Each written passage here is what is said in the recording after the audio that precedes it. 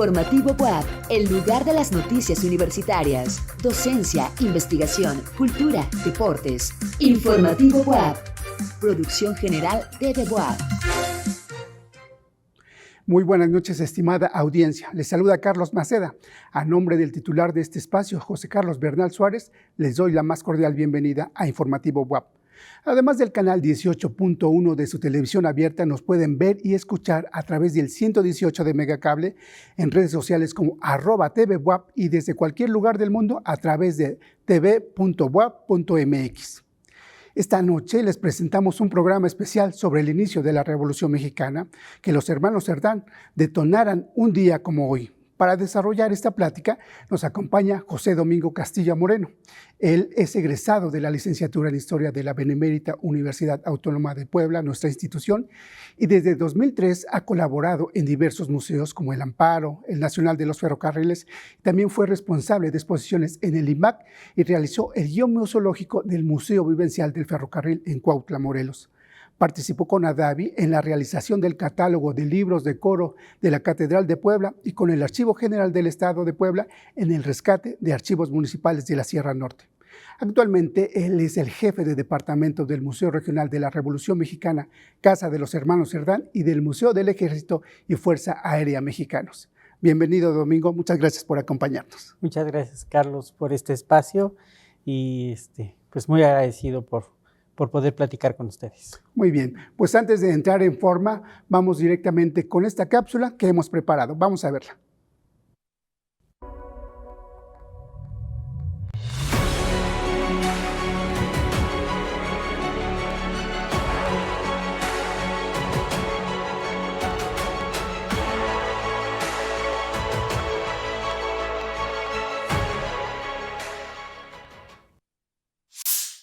El 18 de noviembre de 1910, en la antigua calle de la Sacristía de Santa Clara, la familia Cerdán da inicio al movimiento armado que conocemos como Revolución Mexicana. El Museo Regional de la Revolución Mexicana fue inaugurado con el nombre de Casa de Aquiles Cerdán el 18 de noviembre de 1960 por Adolfo López Mateos, entonces presidente de la República. Con la revalorización de todos los integrantes de la familia, se le llama Casa de los Hermanos Cerdán, que originalmente fue una herencia que recibió Natalia Cerdán. En la planta baja se recreó en 10 salas la vida cotidiana de la familia Cerdán a finales del siglo XIX y principios del XX, destacando el lugar en el que fue asesinado Aquiles Cerdán, primer héroe de la Revolución, nombrado así por Francisco I. Madero. En 2018 se llevan los restos de Carmen, Aquiles y Máximos y desde entonces reposan dentro de unas urnas de plata realizadas especialmente para ellos. En la parte alta, de forma general, se muestra el contexto en el que se va desarrollando la actividad política de los hermanos y que finalmente lleva al cateo y posterior ataque a su casa. Una de las salas que más impacta en los visitantes es la denominada del espejo, donde se exhibe el espejo original ubicado en la sala de la familia durante el ataque a la casa, testigo y muestra de los trágicos hechos del 18 de noviembre. La historia de los Cerdán a la triste no estaría completa sin recordar a lo que su abuelo materno y su padre hicieron también en su momento. Miguel Cástulo a la triste, el abuelo, fue gobernador del estado a quien le tocó aplicar las leyes de reforma, mientras que su padre, Manuel Cerdán, participó en la batalla del 5 de mayo y en el sitio de Puebla de 1863. Visita el Museo Regional de la Revolución Mexicana, Casa de los Hermanos Cerdán, y pone atención a cada detalle, testigo de la lucha que inició un 18 de noviembre. Para Informativo WAP, Carlos Maceda. Pues gracias por acompañarnos. Insisto, estamos en un programa especial dedicado a la Revolución Mexicana, al inicio de la Revolución Mexicana, donde nuestra ciudad tiene un papel muy importante justamente con los hermanos Cerdán. Y antes de ir platicando de estos temas puntuales, ¿por qué no hacemos un contexto de quiénes son ellos? Porque sin duda alguna también en sus genes ya traían estas cuestiones de trabajar, ¿no? Y de buscar un mejor futuro para nuestro país. Sí, muchas veces se piensa en los hermanos Cerdán y particularmente en el más conocido, Aquiles, como alguien que surge el 18 de noviembre, pues que comienza la Revolución Mexicana o que es el primero, ¿no? Que encabeza el enfrentamiento, pero no se ve más atrás.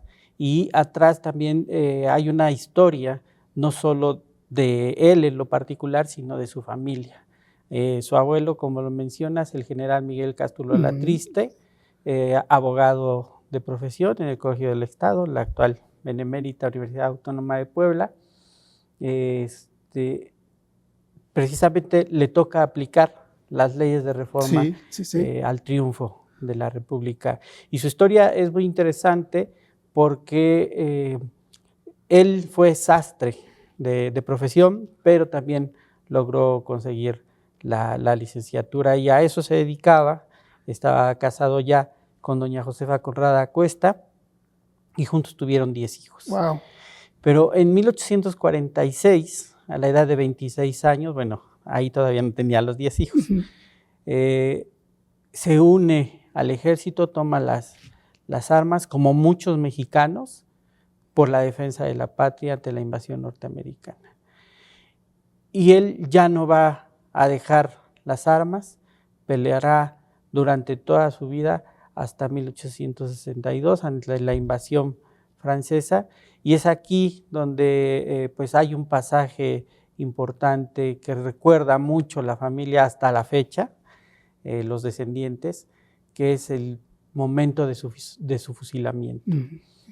A él le toca encabezar la defensa de Izúcar de Matamoros en contra de los conservadores, pierde la batalla y es condenado a muerte el 11 de abril de 1862, a unos días de la famosa batalla del 5 de mayo, si no a él le hubiera tocado estar allí junto a Zaragoza. Lo fusilan, pero antes de eso él pide que no le venden los ojos y deja una de las frases más importantes de la historia militar de México. Pide que no le venden los ojos y le grita al pelotón: tiren con valor, que muero por mi patria. Esta anécdota que te digo, hasta ahora se cuenta en la familia, pues lo hace un personaje entrañable y muy importante para la historia de Puebla. Toda su carrera al lado de Juárez, por impulsar las ideas liberales. Claro, claro. ¿No? Y le toca aplicar las leyes de reforma al gobernador del estado. Sí, él en 1857 es nombrado gobernador del estado y precisamente le toca llevar a cabo las leyes de reforma. Y por toda su carrera militar y política, y por este último episodio que te estoy contando, el gobierno de Benito Juárez lo nombra benemérito en grado heroico del estado de Puebla. Es decir, que esta familia, la Cerdán Alatriste, tiene 5 héroes dentro de su árbol genealógico, ¿no? Claro, por un lado, justamente estábamos hablando de su abuelo materno, ¿no? De la familia Alatriste, pero también su papá participa en la batalla y en el sitio del 63 que tenemos en nuestra ciudad. Sí, esto es del lado de la mamá. De la mamá, sí. ¿No? Pero también el papá, Manuel Cerdán Guanes, se une a la defensa de Puebla un mes después de lo sucedido con entonces todavía no sabía que iba a ser su suegro, a la batalla del 5 de mayo. Y tiene una participación destacada, porque incluso le dan el grado de subteniente, ¿no? Y con este grado participará un año después en la defensa de Puebla por el sitio de 1863, ¿sabes? Sí. 62 días. Difícil para la ciudad, ¿no? Terrible.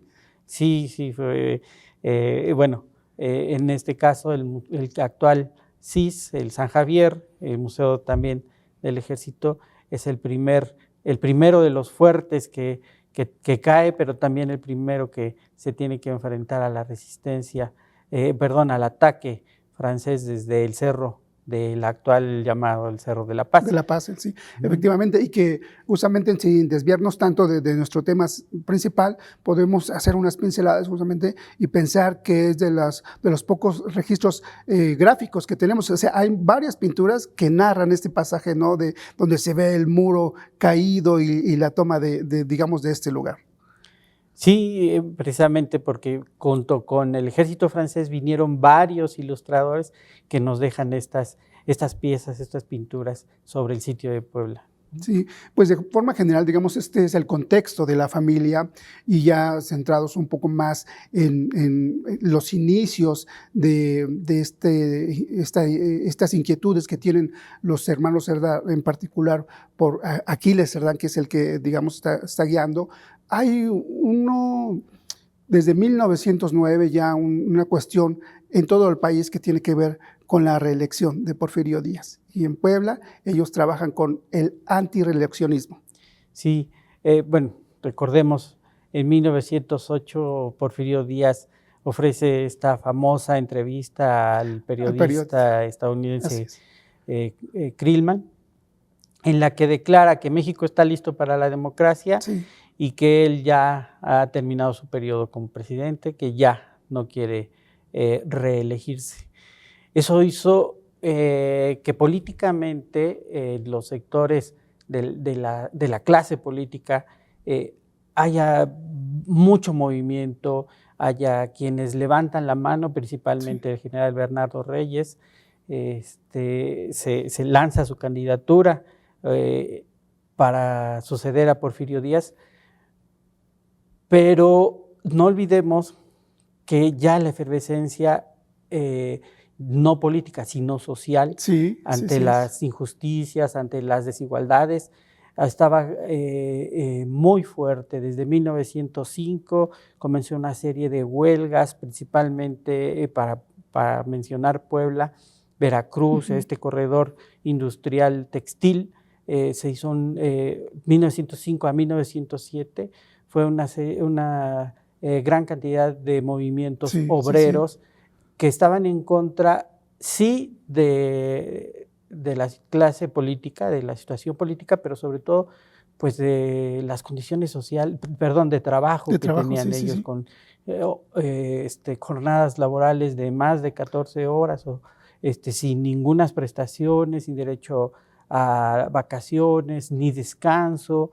Entonces, el ambiente ya social también estaba en mucho descontento en contra de la clase política. Y esto estamos hablando solamente de los obreros, pero también los sectores mineros y sobre todo el campesino habían sido muy fuertemente golpeados durante los más de 30 años de gobierno encabezado por Porfirio Díaz.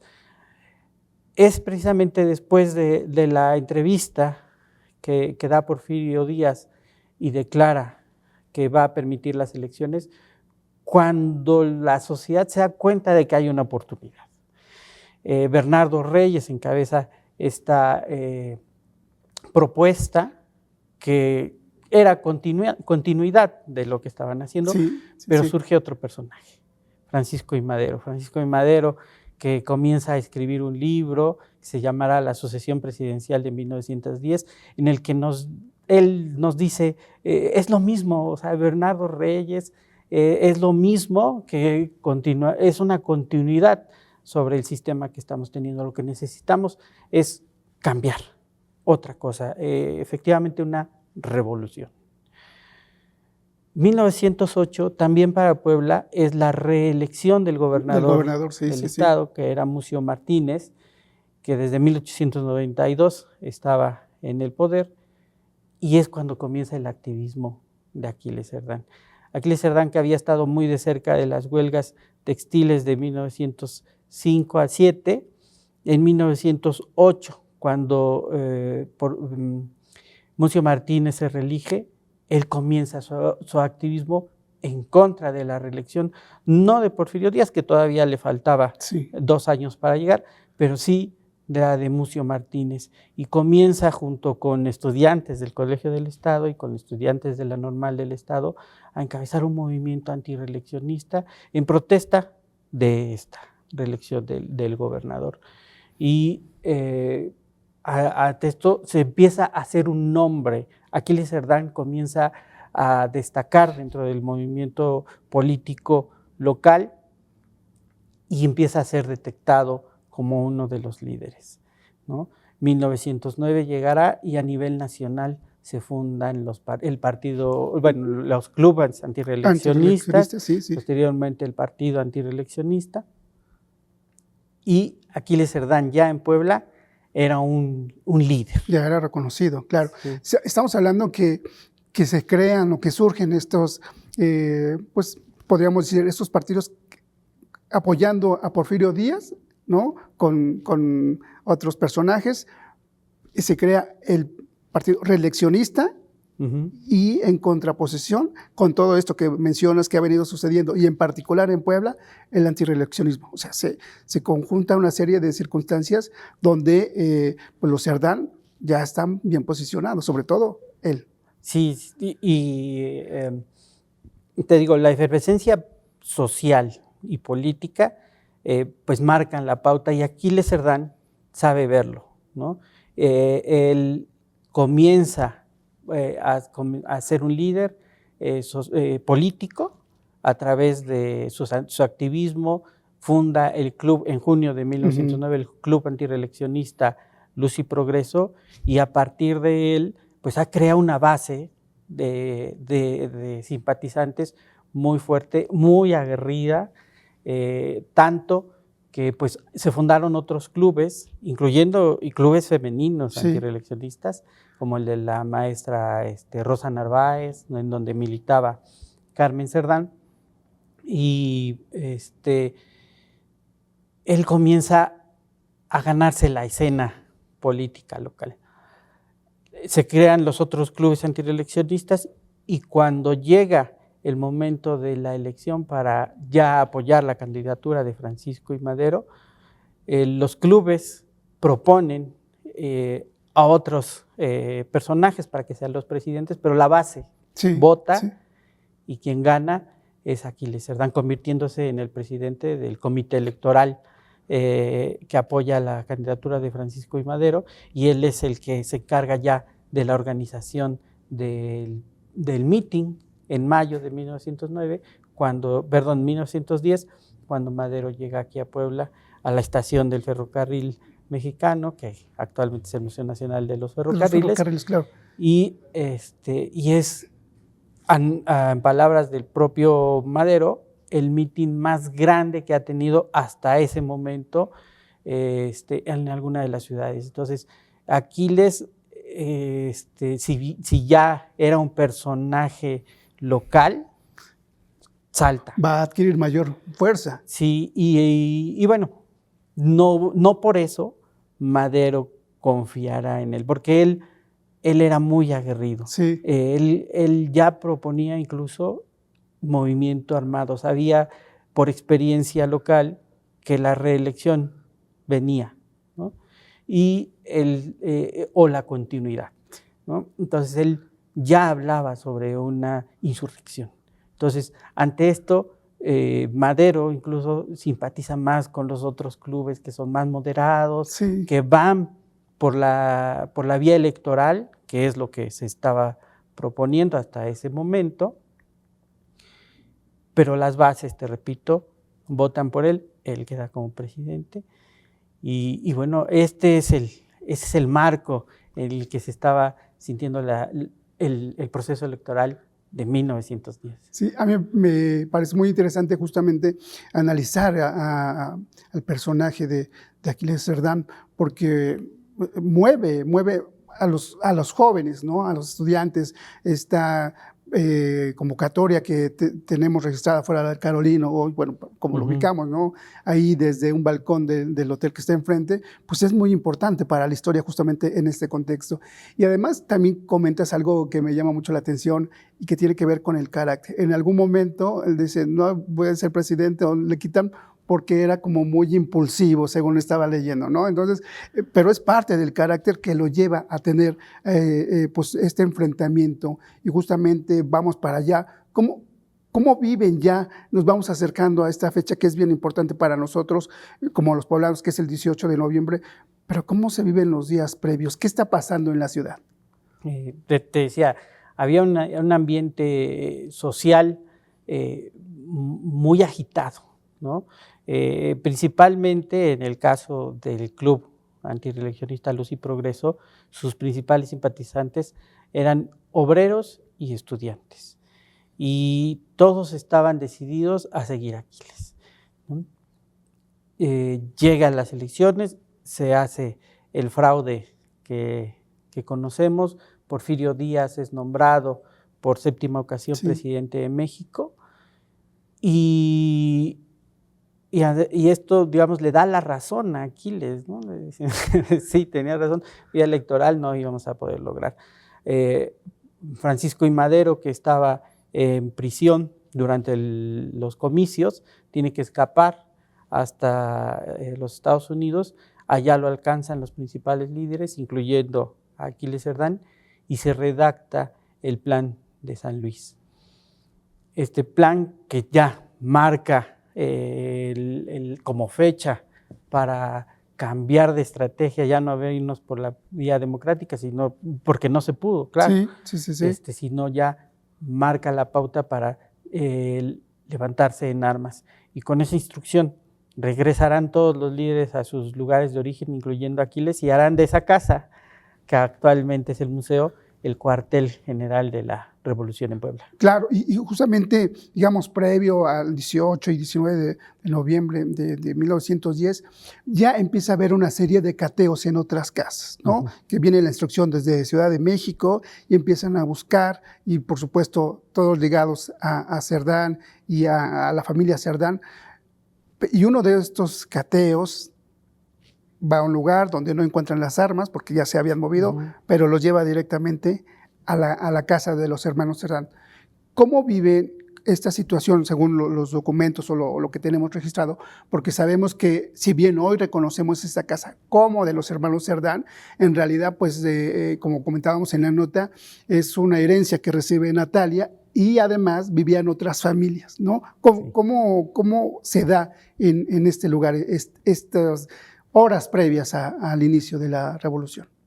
La casa era la casa familiar. Allí vivían Natalia, que era la dueña de la casa, con sus 5 hijos, y después de la muerte de su esposo, el licenciado Manuel Sevilla, que le heredó esta casa, pues invita a vivir al resto de su familia, su mamá y sus 3 hermanos allí. Aquiles todavía era soltero en 1906, entonces llega todavía así, pero después se casará con Filomena del Valle y tendrán 2 hijos. Entonces, en esta casa, pues era una vida cotidiana, familiar. Había 7 niños jugando en el patio, y además las familias que rentaban la parte alta, pues también tenían niños.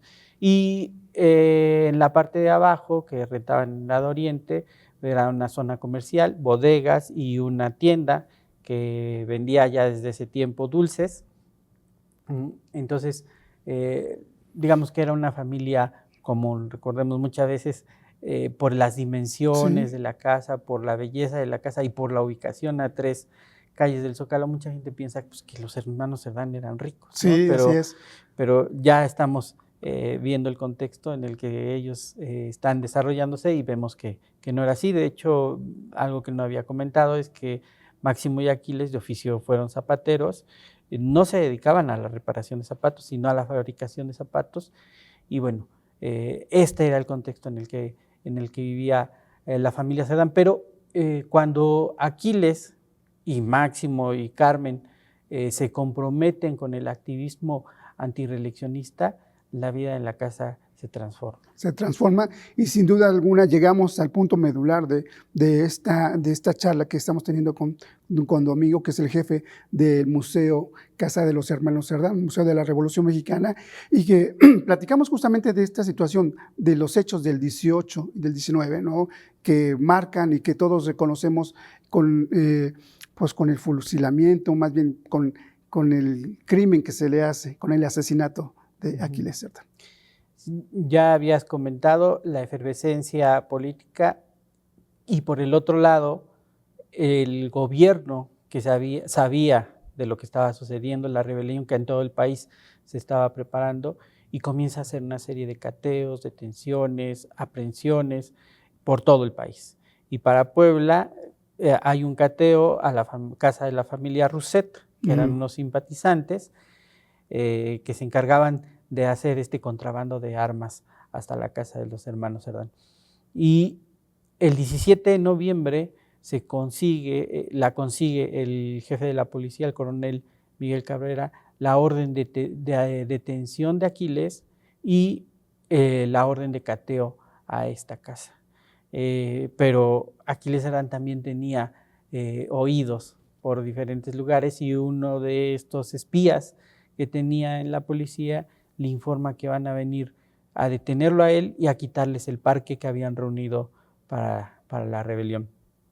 Ese mismo día, esa misma noche del 17 de noviembre, la familia se reúne, toman la decisión de que Natalia proteja a los niños de la casa, que son los 5 suyos y los 2 de Aquiles, y se los llevará, permanecerá oculta por varios días sin saber que estaba en ese momento convirtiéndose también en la mamá de sus sobrinos ante los hechos que sucederían.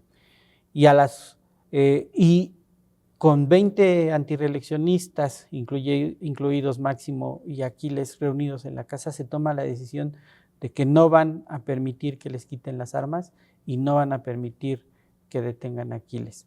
Y a las 8 de la mañana comenzará la Revolución Mexicana. A las 8 de la mañana entra la policía, hay un intercambio de disparos, Aquiles mata al jefe de la policía y comienzan 4 horas de disparos en las azoteas vecinas en contra de los 20 antireeleccionistas que la protegían.